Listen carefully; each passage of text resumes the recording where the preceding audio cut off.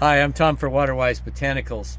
You know, it's springtime, and we have this plant that loses all of its leaves in the wintertime, completely naked. But then when spring comes along, pops out these amazing scarlet crimson flowers out of nowhere.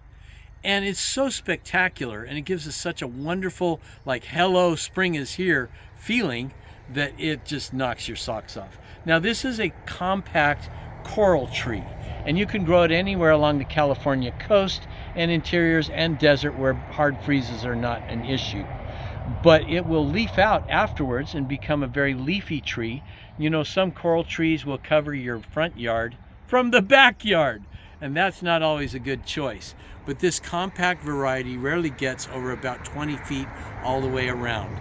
It takes its clothes off during the winter and then sparkles and bedazzles you in the spring with these crazy, exotic, tropical red flowers. And I'm Tom for Waterwise Botanicals, showing you Erythrina sykesii, the dwarf coral tree.